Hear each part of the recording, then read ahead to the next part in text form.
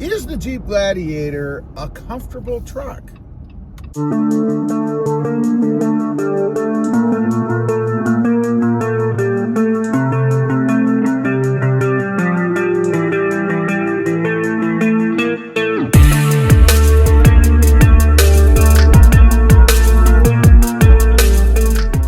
Well, good morning, everybody, and welcome back to Rob Motive JT. So I've had a lot of questions on the channel lately about whether or not the Jeep Gladiator is all that comfortable. You know, some people thinking maybe they'll buy it to use it as a family hauler, maybe a cross-country driver, something like that. So we're in the Jeep Gladiator, obviously. We're cruising around right now. And I thought I'd give you my experience, real world, real time as I'm driving. But we're going to start with the entry. Obviously, part of the comfort of any vehicle is that first impression when you first get in. And I got to say, no issues there. The opening is big enough, simple to get into. I do have a set of steps on the side of mine, so I kind of step on the step because it is a bit higher with the bigger tires I have, although that didn't really add all that much. But still, I step on, get in, no issues there, not a big deal. Now, proportionately, obviously, we're all different. I am 5'9.5", and I weigh in at about 194 pounds as of this morning. So that gives you some idea of my proportions. I'm not the skinniest guy in the world, but I'm not the biggest either. So it works fine for me as far as entry goes. Now, obviously, once you get in, you're gonna sit on the seat, hopefully. Hopefully you're sitting on the seat, not like standing or something. But you could if you opened the roof. So you're sitting on the seat, and they really are very comfortable, I think. Taking this truck on a long distance trip, a couple of them, and I gotta say, never did I sit here and squirm around. You know how you do after 5, 6, 8 hours in the seat, you start squirming around and it's like, boy, things are getting sore down there. Not too bad at all. I never had that happen, never even the slightest, which I gotta say, I was very surprised. I really expected it to be kind of rough on the rear end, but it wasn't. It was pretty nice. Now, let's talk about seating position, because that's always important. Recently, when I had my 2018 Tacoma, they had the seat set at an angle that was just odd. I never could get comfortable in there until I put spacers in, actually raised the rear of that seat, kind of leveled it out a little bit. Then I was able to get comfortable, but not out of the box, not stock. I never could. So it's not like that in the Gladiator. The way they have it set up, the seat is at I think a really good angle. You can adjust the back, all that, forward and backwards, like everything else. But no issues there. Comfortable for me, doesn't hurt my back.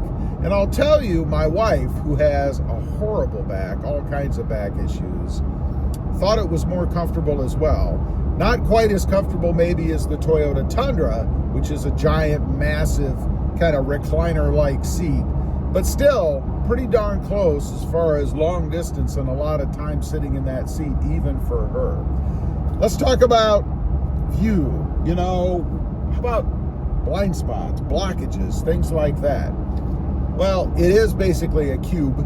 The Jeep is like a square box on wheels, even the Jeep Gladiator, the cab part of it. So you don't really have a lot of issues there. And I think because it is the Gladiator with the rear area, stretches it out and even gives you a better look or vantage point all around the truck.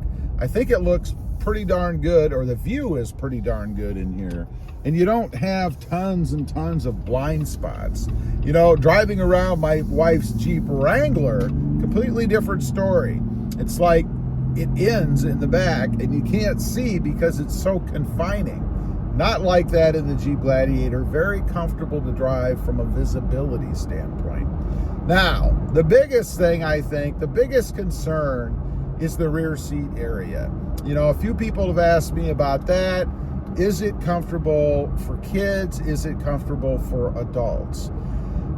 First of all, for kids, I guess, not too bad at all, I don't think. Now, I haven't had any little kids for a number of years now, so I haven't had to haul any around back there, but I have spent some time in the back seat of a Jeep Gladiator myself.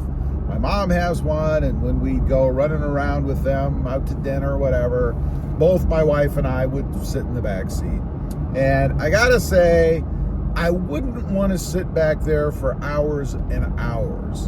And it's not because of the comfort of the seats particularly, it's more because of the angle of the rear part. It's not bad on short distance trips, you know, going out to dinner, going to a store, whatever. It's not so bad as far as that goes, but when you're going to be on a long distance trip and you have to sit there for a long time, not that I've done it, I haven't, but I can imagine that it wouldn't be that comfortable because of that seating angle. So for kids, I think it would be okay. I think there's plenty of space back there. It's definitely not a space problem. You don't feel confined, I don't think. At least I don't. Now, if you're a bigger person, you know, 6'4", 250, something like that, might be a different story in the back. I still think you'd be okay in the front. And coming back to the front, and speaking of maybe a taller person, a longer body, you do have a lot of headroom in here too. I mean, if you look at the distance, I mean, look how far that is. It's pretty good headroom in the front. Doesn't feel like I'm going to smack my head on anything. Not like that, again, in the Toyota Tacoma. I use the Tacoma as a benchmark because it is the #1 mid-size selling truck.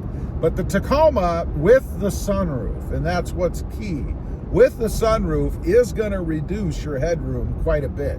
Without it, a little bit better, but still, if you're 6'4" or taller, probably going to feel a little more confining in that truck than you do this one. Now, the last thing to talk about, I suppose, is ride quality. Because let's face it, that's part of comfort. If you're in a truck, and I remember the old trucks, you'd get in those and they rode like lumber wagons. Hard, firm, bouncy, horrible. Not like that in the Jeep Gladiator. It is just below, in my opinion, luxury SUV ride quality. Nice and smooth. Kind of feels like you're gliding across the road sometimes. You know, the thing I liken it to are the electrics. Because, you know, when you've driven an electric, everything feels smooth and seamless. You hit the gas, you just take off, there's no engine noise. It always felt really smooth to me. And that's kind of like the Jeep Gladiator. I get that feeling. I know it's strange, I know it's a truck, but it just gives me that impression when I'm driving it around from a comfort standpoint. So anyway, is the Jeep Gladiator a comfortable truck? Absolutely. I would highly recommend it. If you have a family, maybe some smaller kids, definitely could take off on a road trip with them. If your kids are getting a little bit older, getting a little bit bigger, eating a little more, costing you a little more, you might want to consider something full size, maybe like the Toyota Tundra. Nothing beats the Tundra for size. It's cavernous inside. Anyway, leave a comment. Let me know what you think. If you've got a Jeep Gladiator, do you think it's comfortable? I'd be curious to know. Also, real quick, I do have 2 additional channels. Rob Motive, all about my 2020 Toyota. Also, real quick, I do have 2 additional channels. Rob Motive, all about my 2021 Toyota Tacoma. And Rob Motive FST, all about my 2021 Toyota Tundra. Check them out, and if you're interested, why not subscribe? Don't forget to click that notification bell so that you don't miss out on any upcoming videos. And do me a favor, smash that subscribe button on the way out. Thanks for watching. Stay comfortable out there. Bye.